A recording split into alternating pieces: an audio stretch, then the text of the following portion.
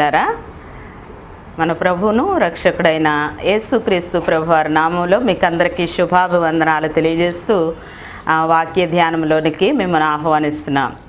ప్రియులారా, అందరూ సంతోషంగా ఉన్నారనుకుంటున్నాను. మనం ఎవరు ధన్యులు అన్న ఈ పుస్తకాన్ని గురించి మనం గత 4 పాఠాల్లో ధ్యానం చేస్తూ వచ్చాం. మీరందరూ కూడా ధన్యులుగా మార్చబడి దేవుని చేత ఆశీర్వదించబడిన వారుగా ఉన్నారని క్రీస్తులో మిమ్మల్ని అభినందిస్తూ వాక్య ధ్యానంలోనికి ఆహ్వానిస్తున్నాను.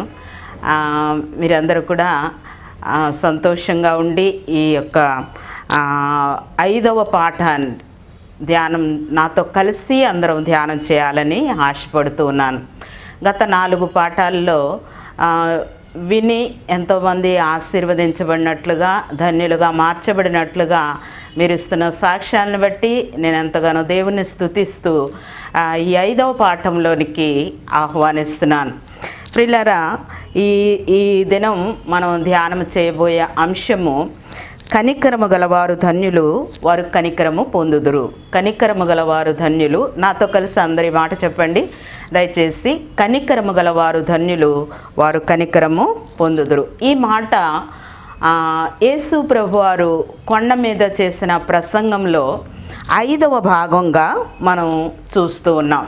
ప్రియులారా, చాలా ఇంపార్టెంట్, చాలా ముఖ్యమైన అంశముగా యేసు ప్రభువారు కొండ మీద కూర్చుని ఆయన ప్రసంగం చేస్తూ, అంటే నేను తరచుగా జ్ఞాపకం చేస్తూ ఉన్నాను ఏంటంటే, దేవుడు తన ప్రజల కోసం ఆయన ఆదిలో ఆజ్ఞలు జారీ చేశారు. 10 ఆజ్ఞలు మనకు తెలుసు కదా.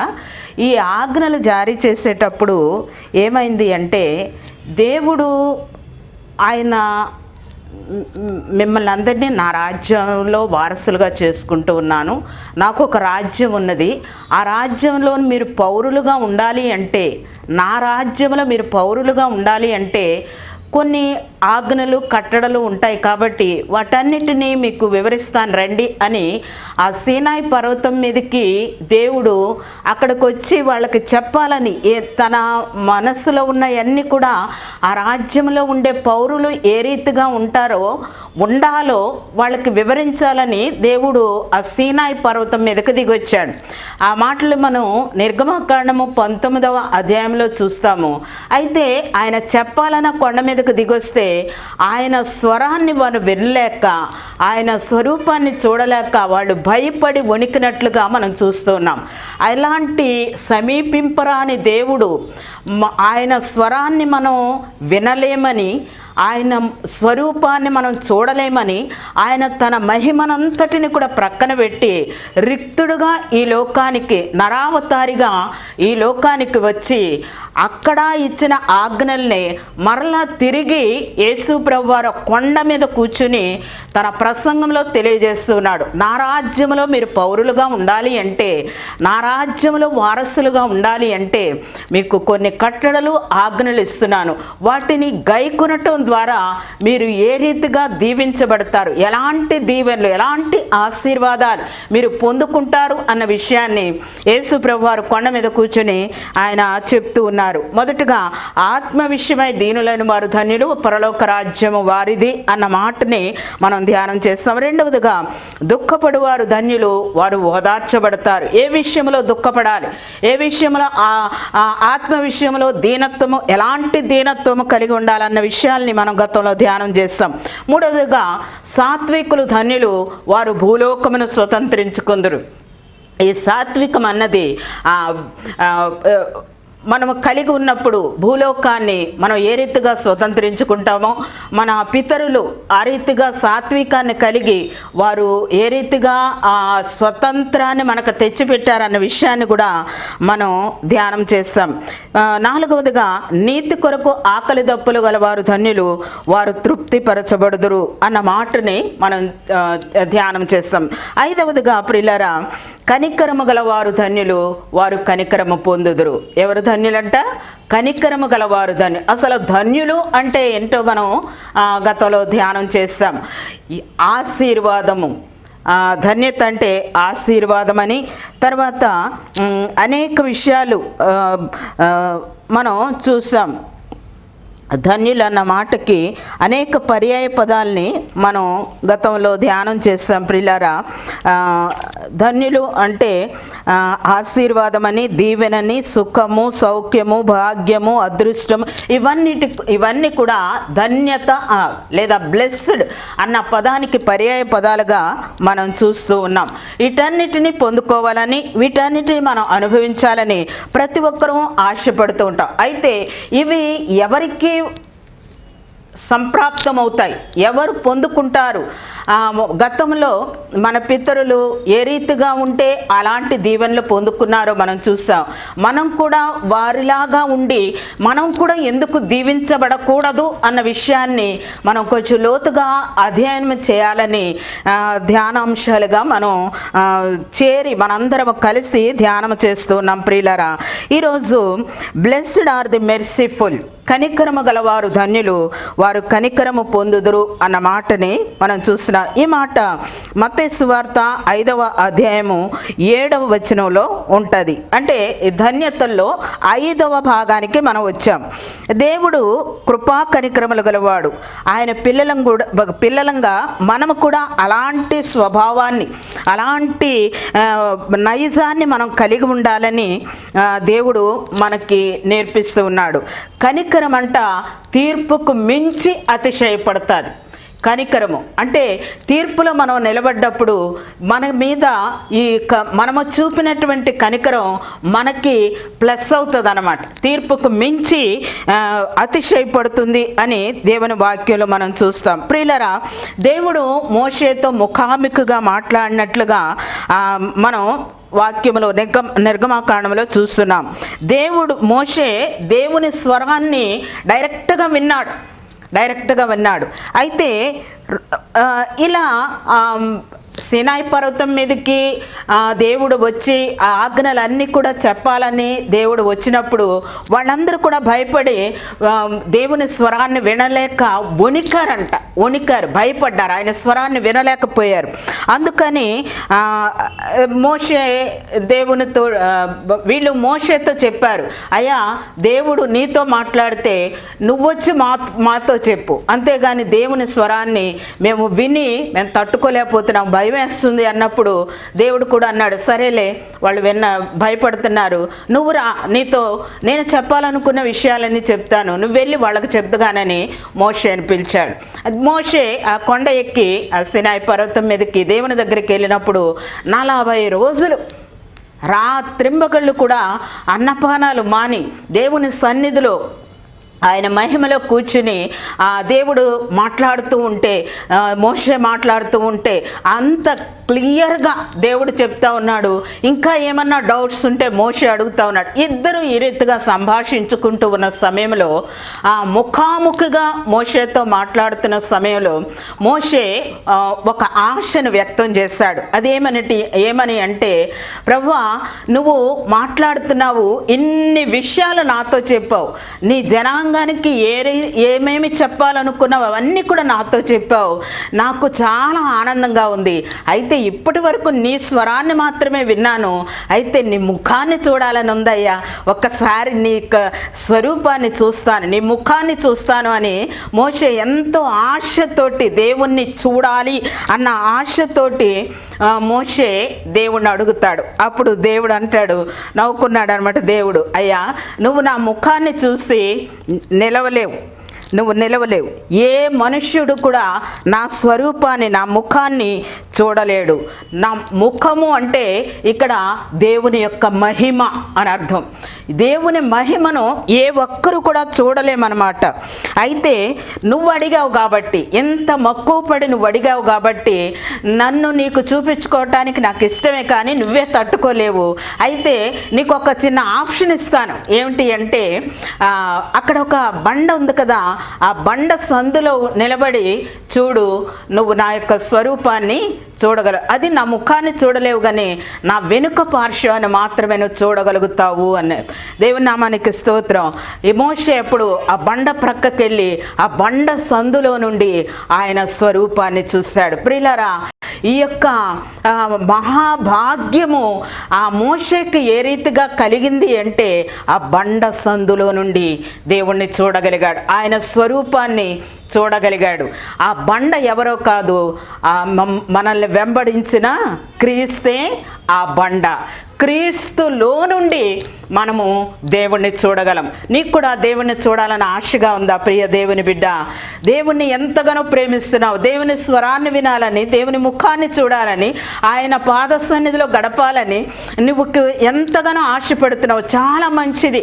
దేవుణ్ణి కోరుకోవటం అన్నది చాలా ఆశీర్వాదకరమైనటువంటి భాగ్యం. అది అలాంటి ఆశ అందరికీ రాదు, కానీ ప్రియ దేవుని బిడ్డ నీకు కలిగింది కాబట్టి దేవుడు నీ ఆశను తీర్చడానికి అంటున్నాడు, బండ సందులో నుండి, క్రీస్తులో నుండి నా స్వరూపాన్ని అంతటిని కూడా, నా యొక్క స్వభావాన్ని, నా నైజాన్ని అంతటిని కూడా యేసు క్రీస్తుగా శరీరధారిగా ఆయన ఈ లోకానికి వచ్చాడు కాబట్టి క్రీస్తులో నుండి మనము తండ్రిని చూడగలుగుతాం. పిలుపు అడిగాడు ఒకసారి, ప్రభువా తండ్రిని మాకు చూపించు, మాకు అంతే చాలు అంటాడు ఒకసారి. అప్పుడు యేసు ప్రభువారు అంటారు, పిలుపు ఇంతకాలం నువ్వు నాతో ఉన్నావు, నన్ను చూడలేదంటే నిన్ను చూసానయ్యా, తండ్రిని చూడాలని ఆశ. నేను తండ్రి ఏకమై ఉన్నామని నువ్వు నమ్మట్లేదా పిలుపు అని ఆ రోజు యేసు ప్రభువారు అన్నారు. కాబట్టి ప్రియులారా, మనము క్రీస్తులో నుండి, క్రీస్తులో ఉన్న తండ్రిని మనము చూడగలుగుతాము. ఆయనే వాక్యమే, ఆ వాక్యమే శరీరధారిగా ఈ లోకానికి వచ్చాడు. ఆయనలో, ఆయన లేకుండా కలిగి ఉన్నది ఏదీ లేదు. ఆయన ఆది అంతమైనవాడు, తండ్రి యొక్క స్వరూపం, ఆయన ముఖమే. యేసు ప్రభువారు ఆయన ముఖాన్ని మనకు చూపించటానికి నరావతారిగా లోకానికి వచ్చి తండ్రి స్వభావాన్ని మనకు చూపిస్తూ ఉన్నాడు ప్రియులారా. అంతేకాకుండా మోషే క్రీస్తులో నుండి ఆ రోజే చూశాడు దేవుణ్ణి. కాబట్టి క్రీస్తుని మోషే ఎరుగును. ఎప్పుడో 2000 సంవత్సరాలకి, మోషే ఎప్పటో కాలం వాడు, కానీ యేసు ప్రభువారు 2000 సంవత్సరాల క్రితం వచ్చాడు. అందుకే అబ్రాహాము పుట్టక మునిపే నేనున్నాను అని ఒకసారి యేసు ప్రభువారు చెప్తే అక్కడున్న శాస్త్రులు పరిచయాలు కంగారు పడ్డారు. వాళ్ళకి ఏం అర్థం కాలేదు. ఏంటి నీకు ఇంకా 50 సంవత్సరాలు కూడా లేవే, నువ్వు అబ్రహాం పుట్టక మునుపు ఉన్నావా అని వాళ్ళు ఆశ్చర్యపోయారు. కానీ యేసు ప్రభువారు చెప్పింది నిజం. ఏది మా తండ్రి అయిన అబ్రహాం కంటే నువ్వు పెద్దోడువా, నువ్వు గొప్పవాడువా అని అడిగినప్పుడు, మీ తండ్రి, మీ తాత అబ్రహాము కాదు, వాళ్ళ తాత నాహోరు పుట్టక ముందు కూడా నేనున్నాను, వాళ్ళ తాతలు కూడా పుట్టక ముందు, ఆదాము పుట్టక ముందే నేనున్నాను అని యేసు ప్రభువారు చెప్తున్నాడు. భూమిని రవంతయు కలుగజేయక మునిపే ఆయన నేనున్నాను అని చెప్పాడు. సామెతల గ్రంథంలో ఆ మాటను మనం చూడగలుగుతాం. అయితే మోషేతో దేవుడు అంటున్నాడు, నా నామాన్ని నీకు తెలియజేస్తాను. నా నామము ఏంటో తెలుసా? నా నామము యెహోవా. యెహోవా, యెహోవా అంటే అర్థం ఏమిటి అంటే, యెహోవా అంటే ఆ మాటని నిర్గమకాండం 34వ అధ్యాయము 5 నుండి 7 వరకు చూసినట్లయితే ఆ వచనాల్లో ఉంటుంది.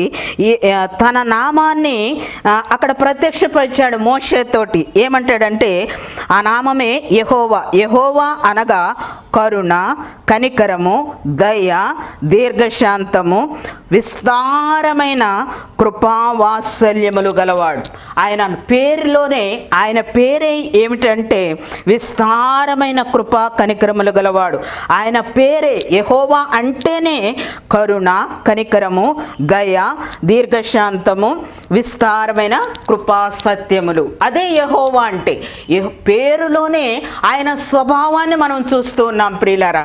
కాబట్టి యేసు ప్రభువారు ఈ లోకంలో ఉన్నప్పుడు ఆయన ఏమన్నారు అంటే తరచుగా చెప్తుండేవాడు, వారు కాపరి లేని గొర్రెల్లాగా ఉన్నారు, కాబట్టి వారి మీద నేను కనికరపడుతున్నాను అని ప్రభువారు తరచుగా ఈ లోకంలో సంచరించినప్పుడు చెప్తూ ఉండేవారు. కాబట్టి ప్రియులారా, ఆయన మత్తయి సువార్త 18వ అధ్యాయము 23 నుండి 35 వరకు చూసినట్లయితే ఒక ఉపమానాన్ని చెప్పారు యేసు ప్రభువారు. మత్తయి సువార్త 18వ అధ్యాయము 23 నుండి 35 వరకు చూసినట్లయితే ప్రభువారు ఒక ఉపమానం చెప్పారు. ఏమిటి అంటే, ఒక యజమానుడు ఉన్నాడు, ఆయనకి చాలా ఆస్తిపరుడు.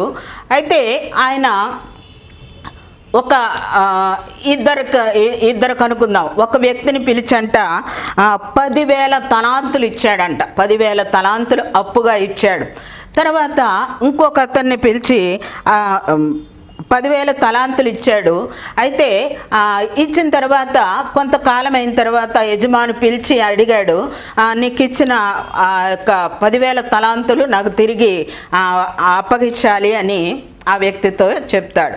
అప్పుడు అతను, అయ్యా నా దగ్గర ఏమీ లేదు, నేనేమి చేయలేను, కొంచెం గడువియండి, నాకు అంత మొత్తం నేను చెల్లించుకోలేను, కాబట్టి నాకు కొంచెం సమయం ఇస్తే నేను మరలా తిరిగి మీకు ఇచ్చుకుంటాను అని ఆయన బ్రతులాడతాడు. కాళ్ళ వేళ్ళబడి బ్రతులాడతాడు. బ్రతులాడినప్పుడు పాపం అతని పరిస్థితిని చూసి ఆ యజమాని ఏమంటాడంటే, సరేలే నేను క్షమించేస్తాను, ఇంకా నువ్వు ఇవ్వొద్దులే, వెళ్ళి నీ పనులను చూసుకొని కుటుంబంతో నువ్వు సంతోషంగా ఉండు, నీ భార్య బిడ్డలను పోషించుకొని అతను క్షమించి అతను అప్పు అంతా క్షమించి వదిలిపెట్టేశాడు. ప్రియులారా, 10,000 తలాంతులు అంటే, ఒక తలాంతు అంటే 3,600 రూపాయలంట. దాన్నే మన వాళ్ళు లెక్కలు కట్టి ఏం చెప్తారు అంటే 8,60,00,000 రూపాయలంటవి. 10,000 తలాంతులు అంటే, ఒక్క తలాంతు అంటే 3,600 రూపాయలు. కాబట్టి అంత పెద్ద మొత్తాన్ని అతని యజమాని క్షమించాడు.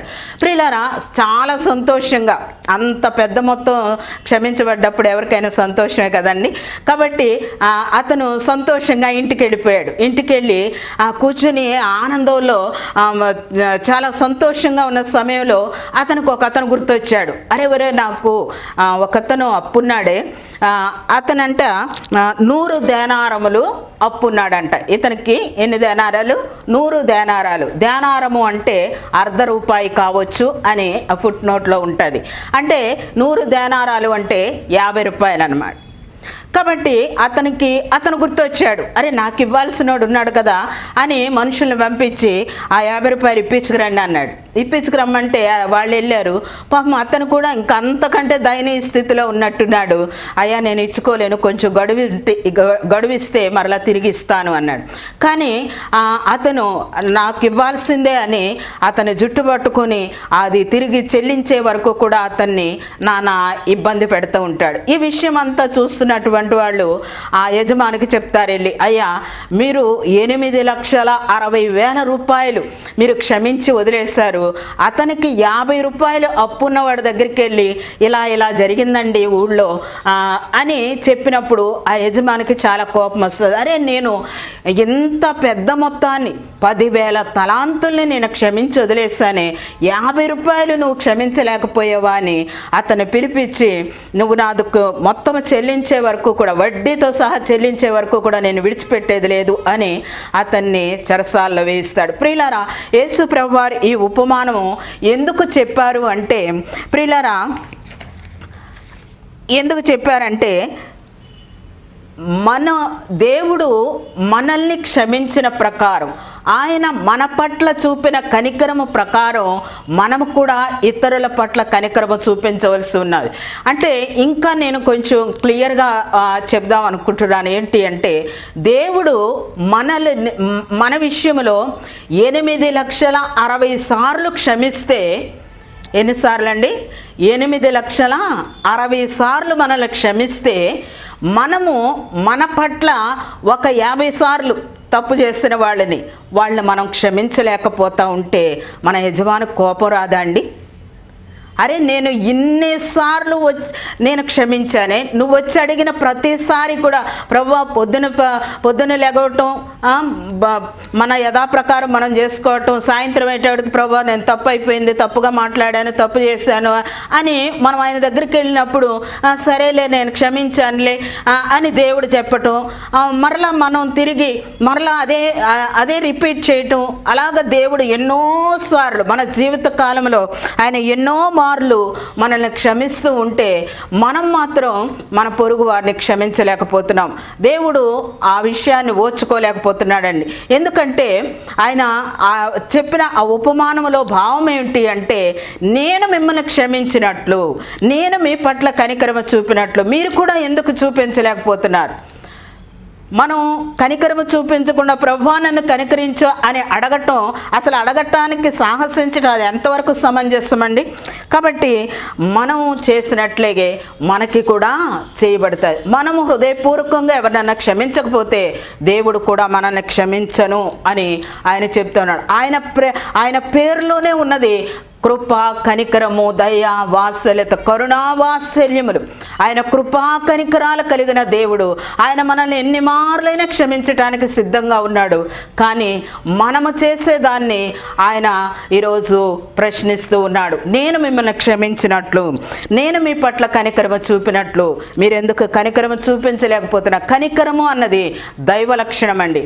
ఆయన పిల్లలముగా మనం ఉండాలి అంటే ఆ స్వభావాన్ని కలిగి ఉండాలి. ఆయన రాజ్యంలో మనం ఉండాలి అంటే, ఆయన రాజ్య పౌరులంగా మనం ఉండాలి అంటే ఆ యొక్క దైవ లక్షణాన్ని, ఆయన చిత్తాన్ని, ఆయన చట్టాన్ని మనం గౌరవించే వారిగా ఉండాలి. ప్రియులారా, అలాంటి కనికరము మనము కలిగి దేవునికి వ్యతిరేకంగా మనం చేసిన తప్పులన్నిటినీ మనం ఒప్పుకొని క్షమించబడ్డ ప్రకారం ఎవరన్నా మన దగ్గరకు వచ్చి హృదయపూర్వకంగా అడిగినప్పుడు మనం కూడా క్షమించబద్దులమై ఉన్నాము.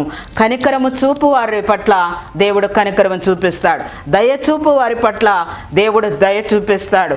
నువ్వు కఠినంగా ఉంటే నీ ఎడల వికటంగా ఉంటానని దేవుని వాక్యం సెలవిస్తూ ఉంది. కాబట్టి అలాంటి దైవ లక్షణాన్ని కలిగి మనం కనికరము కలిగి, మన తండ్రి మన దేవుడు ఎలాంటి వాడంటే ఆయన కనికరము గల దేవుడు, దయగల దేవుడు, కరుణా వాత్సల్యములు గల దేవుడు. కాబట్టి ఆయన పిల్లలంగా మనము కూడా ఆయన నైజాన్ని, ఆయన స్వభావాన్ని కలిగి మనం కూడా కనికరము కలిగి ఉండాలని దేవుని వాక్యం సెలవిస్తూ ఉంది. నువ్వు కొలిచిన కొలతే నీకు కొలవబడతాయి. నువ్వు క్షమించలేదనుకో, నువ్వు కూడా ఎక్స్పెక్ట్ చేయొద్దు. నువ్వు ఎవరికి ఇవ్వలేదనుకో, నువ్వు కూడా ఎక్స్పెక్ట్ చేయొద్దు. కాబట్టి దేవుని వాక్యం స్పష్టంగా మాట్లాడుతూ ఉంది, నువ్వు కొలిచిన కొలతే నీకు కొలవబడుతుంది. మోసపోకుడి దేవుడు వెక్కిరించబడడు. మనుష్యుడు ఏది విత్తుతాడో అదే పంటను కోస్తాడు. ఈ స్వాభావిక సిద్ధమైనటువంటి ఆ ప్రకృతిలో మనం చూస్తున్నది. మనం గోధుమలు విత్తి ఇంకేదో కొయ్యం కదండి. అలాగే మనము కఠినత్వాన్ని విత్తి మనం మేలును కోసుకోలేము. మనం దుష్టత్వాన్ని విత్తి మంచిని మనం పొందుకోలేం. మనం ఏది విత్తుతామో అదే పంట కోస్తాం. కాబట్టి ఈరోజు మనం కనికరము గలవారు ధన్యులు, వారు కనికరము పొందుతారు అన్న మాటని మనం ధ్యానం చేస్తాం. ప్రియులారా, ఆయన కనికరము గల దేవుడు, కరుణా ఆయన పేరే కనికరమని, ఆయన పేరే ఆయన పిల్లలంగా మనం కూడా అలాంటి స్వభావాన్ని కలిగి దేవునికి ఇష్టమైన ముచ్చట గొలిపే భక్తిని కనుబర్చి దేవుని చేత దీవించబడి దేవుని చేత శబాష్ అనిపించుకొని ధన్యులుగా మార్చబడటానికి దేవుడు తన కృపను మన ఎడల విస్తరింపచేయునుగాక. దేవుడు తన పరిశుద్ధ మాటలను మన మధ్య దీవించునుగాక. మనమందరం కూడా కనికరము కలిగి దేవుని కనికరాన్ని పొంది ధన్యులు మగుదుంగాక. ఆమెన్. చిన్న ప్రార్థన చేసుకుందామండి. కృపా కనికరములు కలిగిన దేవా, నీ పేరులోనే కనికరం ఉన్నది కనుక నా ప్రభా, నీ పిల్లలముగా నీ యొక్క స్వభావాన్ని, నీ నైజమును మేము కలిగిన తండ్రి, మేమును కనికర హృదయమై ఉండి నీ చేత కనికరించబడి మా దోషములన్నిటినీ క్షమించిన యేసయ్య, మేము కూడా మా పొరుగు వారిని నాయన ఆ రీతిగా నాయన క్షమించగలగటానికి అట్టి మంచి మనసును, నీ స్వభావమును నాయన మాకు అనుగ్రహించుమని యేసయ్య నామము ద్వారా అడిగి వేడుకొనుచున్నాము తండ్రి. ఆమెన్. అందరికీ వందనాలండి. అలాంటి కనికరం కలిగి దేవుని పిల్లలంగా ఉండటానికి పరిశుద్ధాత్మ దేవుడు మనకు సహాయం చేయనుగాక. మరలా వచ్చే తరగతిలో మరలా తిరిగి కలుసుకుందామండి. ఈ ఛానల్ని మీరు సబ్స్క్రైబ్ చేసుకోండి. మీకు ఈ పాఠాలన్నీ కూడా 40 పాఠాలు ధ్యానించాలని, దేవుని చిత్తమైతే 40 పాఠాలు ధ్యానించాలని ఇష్టపడుతూ ఉన్నాను. దేవుని చిత్తానికి అప్పగిస్తున్న వందనాలు.